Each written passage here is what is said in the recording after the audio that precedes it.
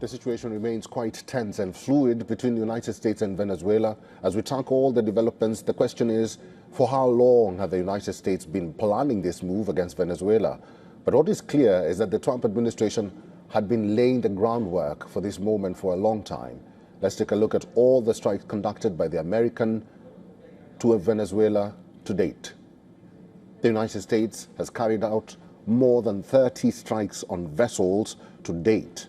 The escalation began with a U.S. strike on a Venezuelan boat on September 2nd in international waters. The first strike killed at least 11 people. Trump claimed that the individuals were members of Tren de Aragua, a gang that the Trump administration has designated as a terrorist organization.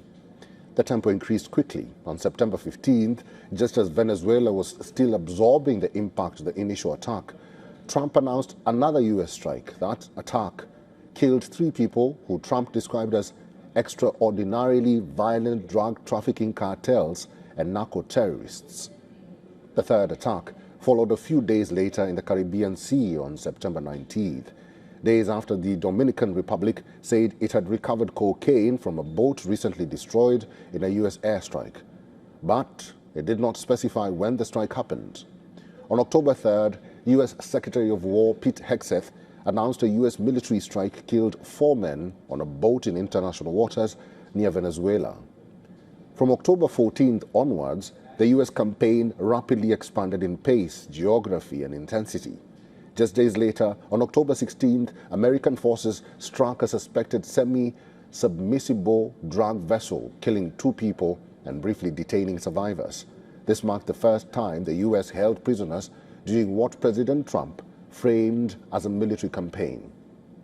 On October 17th, another strike killed 3 people on a boat, and by October 21st and 22nd, the operation widened beyond the Caribbean into the Eastern Pacific. The multiple strikes killing at least 5 more people in less than 24 hours. The tempo continued to rise through late October, including a deadly October 27 strikes or series of strikes that killed 15 people in a single day. Through November, the Trump administration pressed ahead almost daily, announcing repeated strikes in both the Caribbean and Eastern Pacific. The deployment of the aircraft carrier USS Gerald Ford and thousands of additional U.S. troops signaled the scale of the buildup. By December, despite mounting scrutiny from U.S. lawmakers and regional governments, the strikes continued unabated. Repeated strikes were conducted on vessels which Washington claimed were linked to designated terrorist organizations and drug trafficking routes.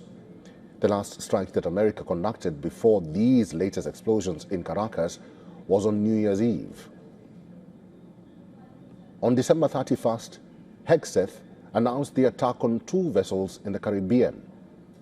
The continuous strikes on the vessels have killed more than 100 people so far, and the Trump administration now says it has captured Nicolas Maduro. This has cemented what has become a sustained and unprecedented U.S. military campaign across Latin American waters.